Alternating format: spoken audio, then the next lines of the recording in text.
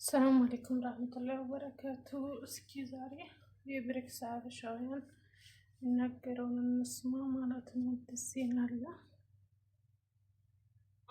በትናንትናው ዕለት ማለትም የካቲት 28 ሌሊት ላይ 4 ጀልባዎችን መስጠማቸው ተረጋግጧል። ይህ እጅግ በጣም የሚያሳዝን እጅግ በጣም ቅስም የሚሰብር ዜና ነው። ከአራቱ ጀልባዎች 2ቱ በየመን የባህር ዳርቻ አካባቢ እንደደረሱ የሰጠሙ ሲሆን ከእነዚህም ውስጥ 181 ኢትዮጵያውያንና 5 ጀልባዎችን ሲሾፍሩ የነበሩ የመናውያን ጨምሮ የት እንደገቡ አልታወቀም። ከዚሁ አደጋ በህይወት የተረፉት 2 ጀልባዎቹ ሲነዱ የነበሩ የመኖች ብቻ እንደሆኑ የዓለም አቀፉ ስደተኞች ድርጅት IOM ያሳወቀ ሲሆን በተጨማሪም ሌሎች 2 ጀልባዎች በተመሳሳይ በጅቡቲ የባህር ዳርቻ ላይ የሰጠሙ ሲሆን 2 ስደተኞች የሞቱ ሲሆን ሌሎቹን ግን በህይወት ማትረፍ ተችሏል።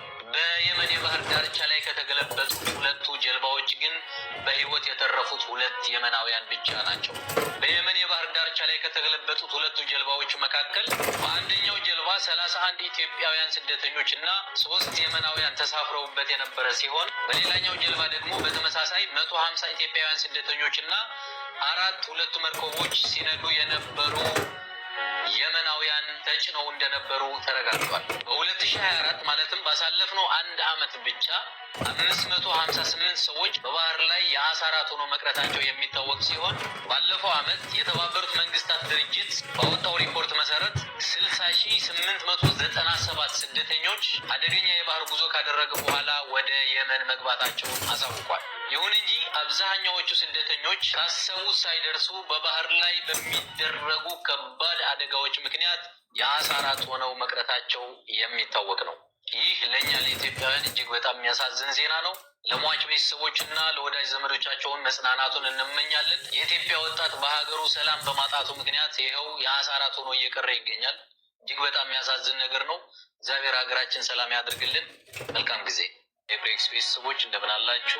እጅግ በጣም ልብ የሚሰብር አሳዛኝ ዜና ተሰምቷል። ከጅቡቲ ወደ የመን 181 ኢትዮጵያውያን ስደተኞችን ጭነው ሲጓዝ የነበሩ በትናንትናው ዕለት ማለትም የካቲት 28 ሌሊት ላይ 4 ጀልባዎችን መስጠማቸው ተረጋግጧል። ይህ እጅግ በጣም የሚያሳዝን እጅግ በጣም ቅስም የሚሰብር ዜና ነው። ከአራቱ ጀልባዎች 2ቱ በየመን የባህር ዳርቻ አካባቢ እንደደረሱ የሰጠሙ ሲሆን ከእነዚህም ውስጥ 181 ኢትዮጵያውያንና 5 ጀልባዎችን ሲሾፍሩ የነበሩ የመናውያን ጨምሮ የት እንደገቡ አልታወቀም። ከዚሁ አደጋ በህይወት የተረፉት 2 ጀልባዎቹ ሲነዱ የነበሩ የመኖች ብቻ እንደሆኑ የዓለም አቀፉ ስደተኞች ድርጅት IOM ያሳወቀ ሲሆን በተጨማሪም ሌሎች 2 ጀልባዎች በተመሳሳይ በጅቡቲ የባህር ዳርቻ ላይ የሰጠሙ ሲሆን 2 ስደተኞች የሞቱ ሲሆን ሌሎቹን ግን በህይወት ማትረፍ ተችሏል።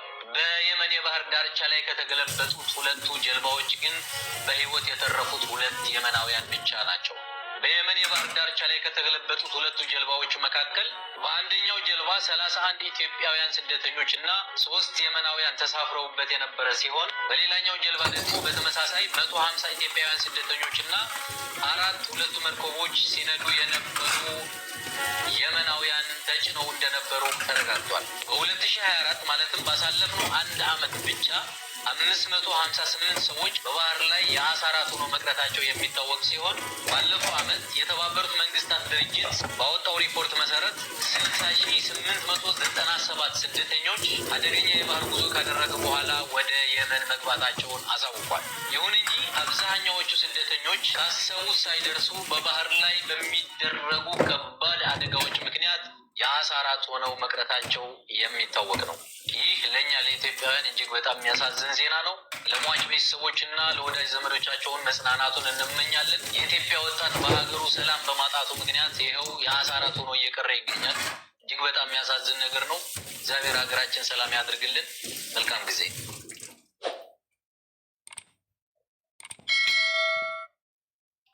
ሰላም አለይኩም ወራህመቱላሂ ወበረካቱ። ሰላም እንዴት ናችሁ? የራህማ ዩቲዩብ ተከታታይ ጓደኞቼ፣ እህቶቼ፣ ወንድሞቼ እንዴት ናችሁ ማለት ነው።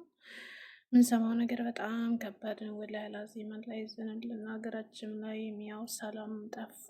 ሰው ሰርቶ እንዳይበላ በጣም አስቸጋሪ ሆነባቸው እና ሰውም እየተሰደደ እንደዚህው ደግሞ በየባህሩ በየድንጋዩ በጥይቱ በምኑ እንትን እያለ መንጣት ጀመረ። ለመጨረሻችን ያሳምርልን ነው የሚባለው። እና ለመጨረሻችን ያሳምርልን፣ ሀገራችን ሰላም ያወርድልን። ከዚህ እንደዚህ አይነት ሙሲባም አላህ ይጠብቀን። የሞቱትንም ሙስሊም ከሆኑ አላህ ይራህማቸው፣ ክርስቲያኑ ከሆኑ ነፍስ ይማረ የሚባለው አይደለ? እስኪ ሸር ሰብስክራይብ አድርጉ።